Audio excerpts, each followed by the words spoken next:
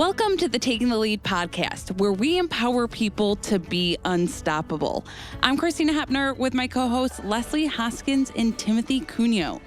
So it sounds like you both have some traveling coming up, which I'm very jealous of because here I am again, just going to be holding down the fort. Christina. Well, somebody's got to do it.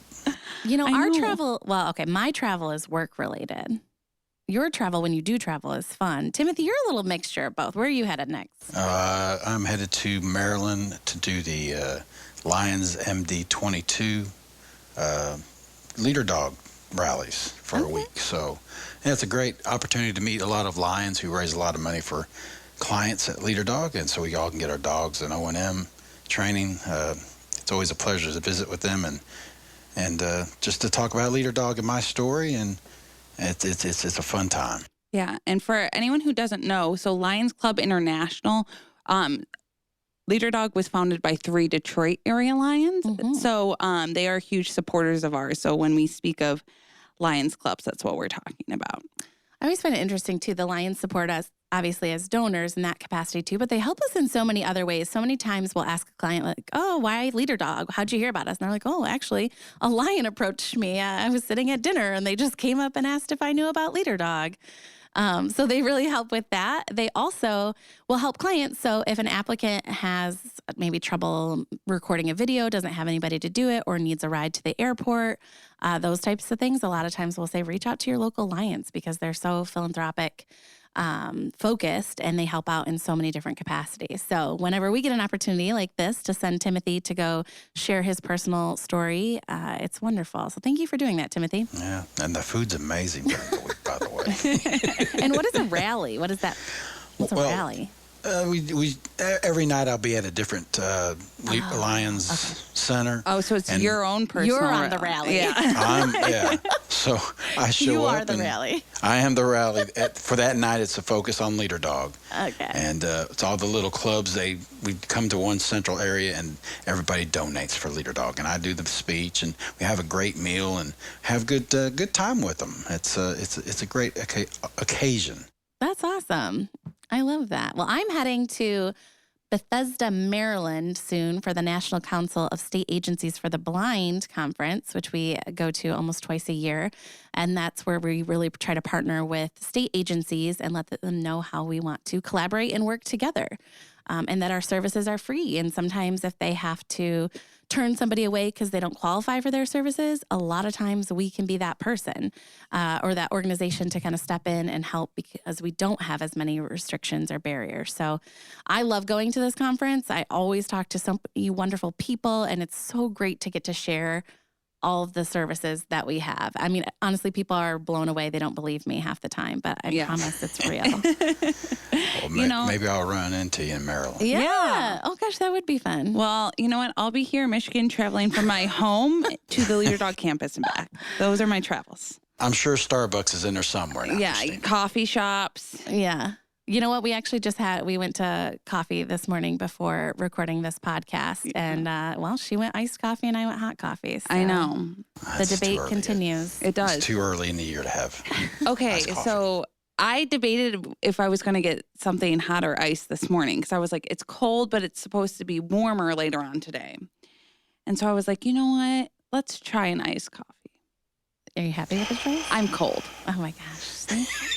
See, Anyways. got to chill your body down. Some of the other conferences that people will be at from our team coming up here this month are going to be the Michigan AER conference, the Texas AER conference, where else? Oh, Pendel AER. So a lot of professional conferences where our certified orientation mobility specialists are heading out to not only attend, but they also are all presenting on various topics and exhibiting. So if anybody's going to be at those conferences, please stop by, check us out, and say hi.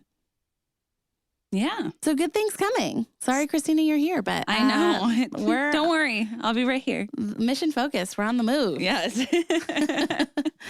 All right. Well, today we're excited because our guest is very active in the blindness and low vision field and has so many years in influential roles.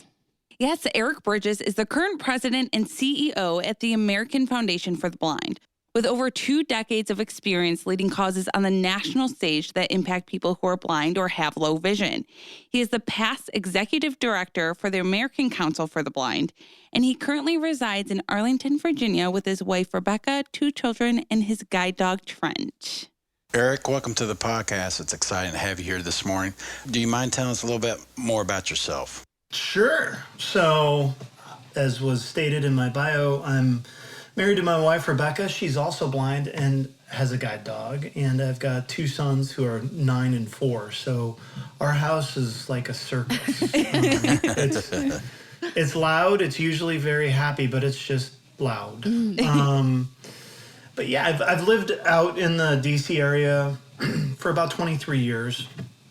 Right out of college, I moved out to this area. I'm from Iowa originally, and I grew up in Iowa, went to school at the University of Iowa, and moved out here for a job, as most people do that live out here in this area. It's not a lot of natives out here, a lot of people that are from somewhere else. And but I've been out here in different roles in the blindness field for essentially my entire career. So it's been a good wild ride. Absolutely. And you're still on the ride, which is fantastic. Do you mind telling us a little bit more about what is AFB and kind of how you got involved with AFB? Sure. Well, I became involved with AFB early in my career, when I was working for National Industries for the Blind. I got a scholarship to go to an AFB leadership conference, which AFB holds annually, and we'll be holding it September 23rd to 25th this year. Yes. In Minneapolis. So come one, come all. Feel free to go to afb.org to learn more. But the AFB Leadership Conference was a great way for me to be able to network early in my career with other leaders, young leaders in the field from around the country. And it was a great way to learn, a lot of very informative presentations. So, both from the O&M side as well as the research and policy side, which is what AFB is still known for today. So a lot of great things. What is AFB? Well, we are a nonprofit organization that's been around for 102 years. Oh my Wow. gosh. Crazy. I did not know that. Yeah, we are the organization of Helen Keller.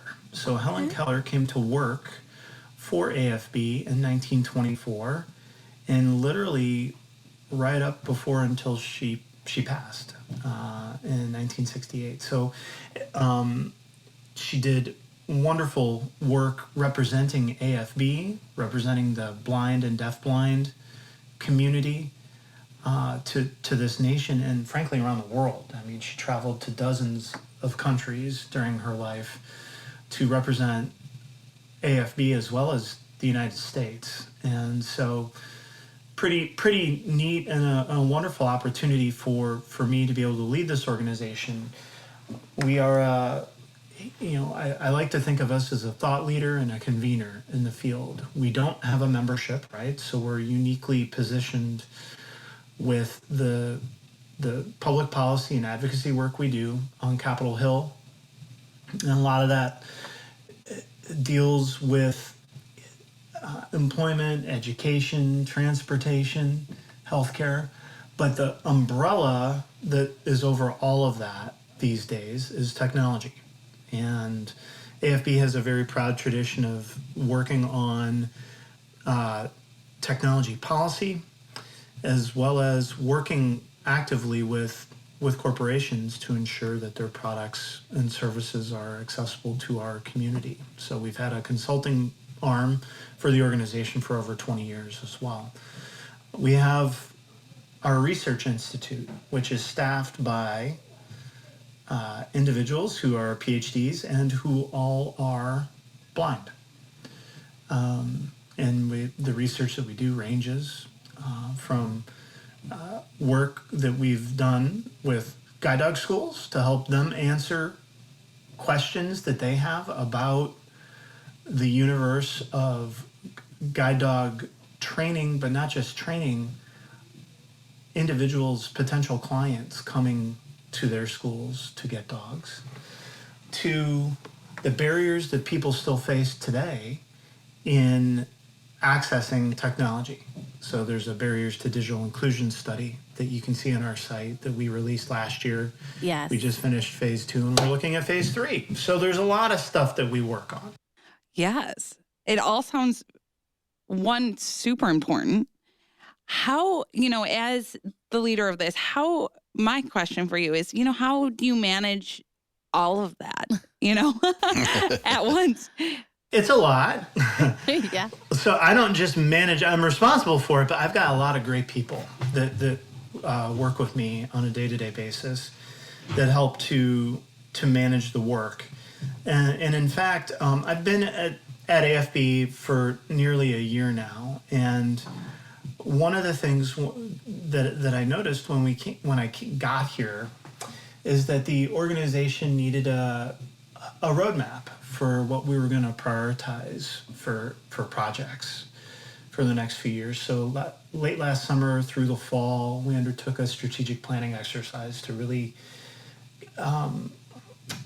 build a firm foundation for the employees and as well as our board of trustees and for our stakeholders, right? Stakeholders being representatives of the blind community, quite possibly individuals, going to guide dog schools, but also organizations of and for the blind.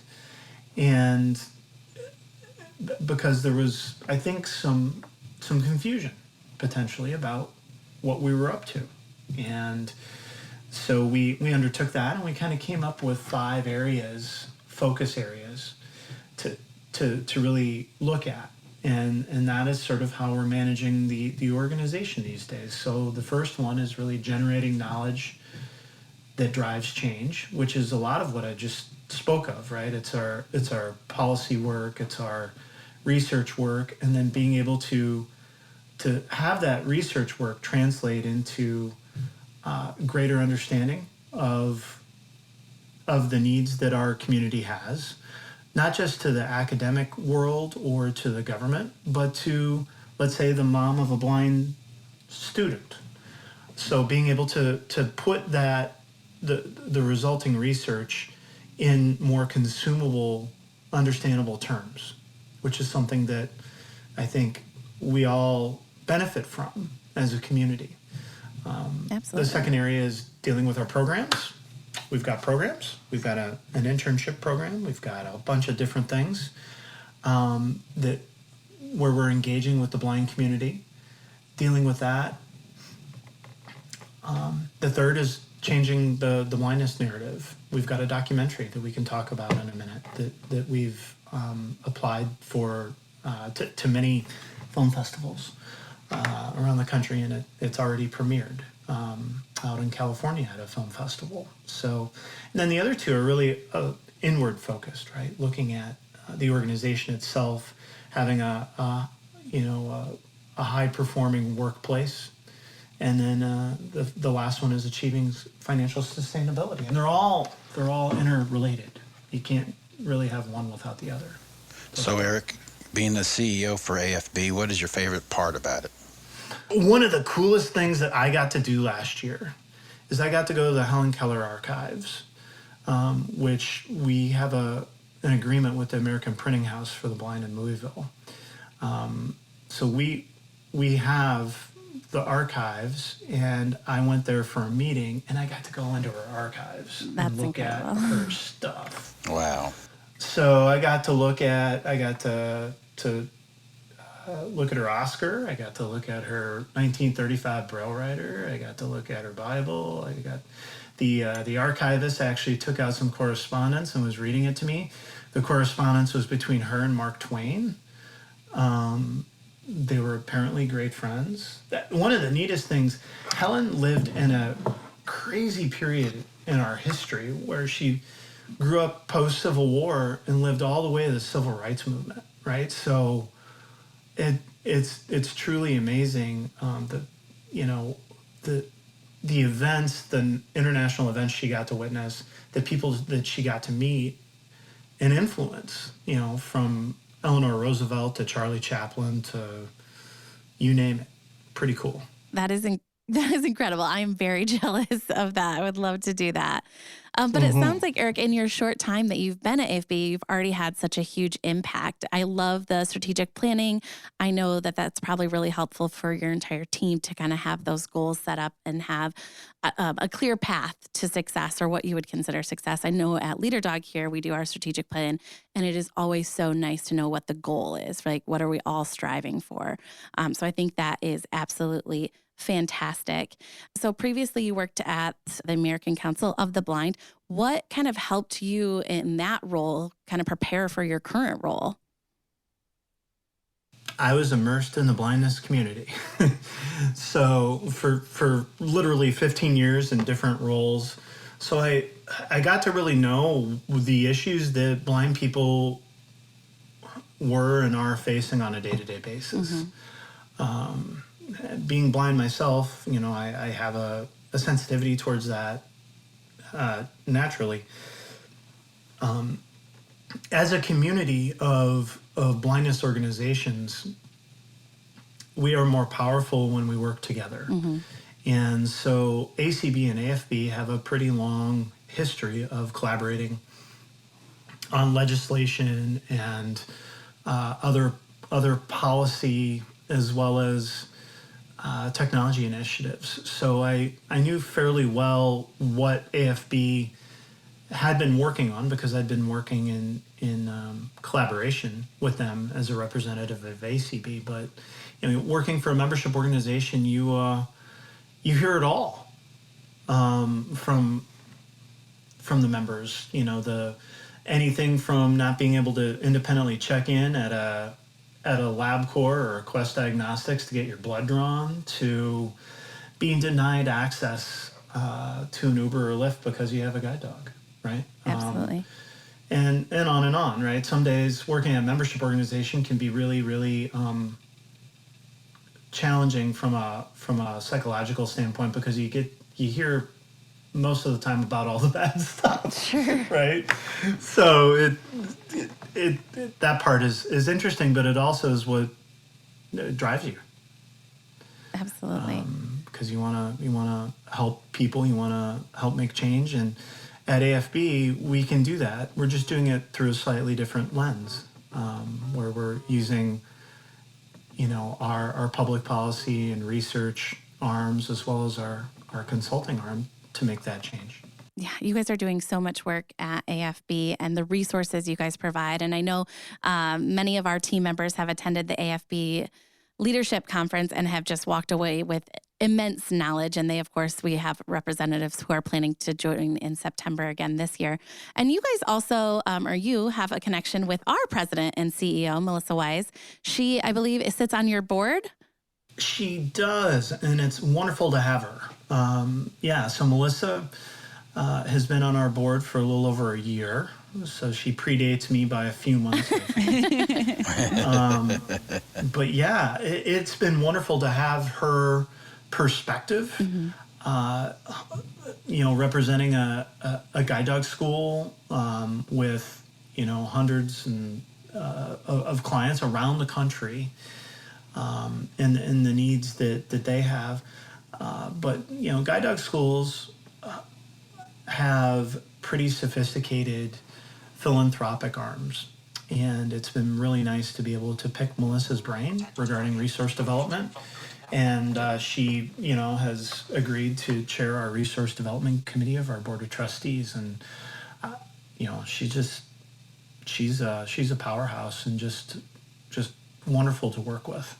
Yeah, we are very fortunate to have her, but I also just love that she recognizes how important it is to be involved in the industry and in the field, and to sit on your board, and all the connections that she has professionally with people in the industry, and we're very fortunate. But we are also fortunate because she introduced us to you so that Yes. you could join us today on the podcast. So it pays to have connections. Right. Because we know you're very busy, so we certainly appreciate your time. So you've had quite the career and continuing to have. What are some of your proudest accomplishments thus far? Well, one of the big things is being appointed as president and CEO of AFB. This is a really, it's a big role in our field. It's one that, I don't know, 10 years ago, I never would have thought that I'd have the opportunity to do this. So I'm very fortunate. It's something that I look at as a wonderful opportunity for us as an organization to help the blind community solve for some of the big problems that we still face, and doing that through the convening of meetings and dialogue and our research and other stuff. But looking back on my career, there've been a couple of noteworthy areas. One, in 2010, there was this bill that had been moving around Congress. It's got a really long title, and I'll abbreviate it when I'm done. But it's the 20. It has with anything in Washington. It's Right. convoluted, but whatever. The 21st Century Communications and Video Accessibility Act. It's known as the CVAA today. Back in those days, like 2007 to 2010, there were a lot of challenges that our community had in gaining equal access to commercially available technologies. So at that point in time, you'll recall, the iPhone first generation was introduced in 2007.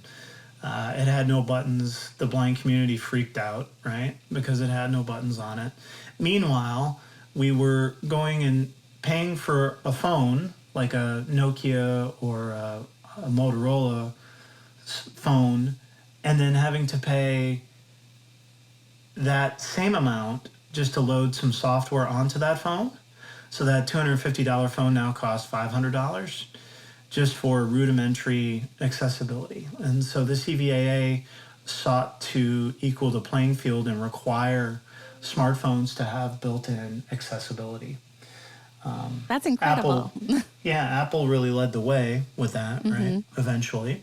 Then there was the TV and cable realm, where so much of what we were paying for as cable customers was not even accessible to us. The on-screen menus, the user interfaces were not accessible, nor was any of the menus on television. And so that law sought to require that user interface to be made accessible. And then there's this thing called audio description, which is huge now. There were no requirements for audio description. And the CVAA required, upon its passage, for a certain amount of hours each week on network and cable TV channels to have that programming be audio described. Now, okay, it's 14 years ago. Why do we care about it today? Well, if you spin it forward, that law provided the foundation for us in the blindness community to collaborate with corporations, the entertainment industry, to gain access to all that content that we had either been paying for and not being able to access, or accessing TV shows and movies for the very first time with audio description, so that we didn't have to go to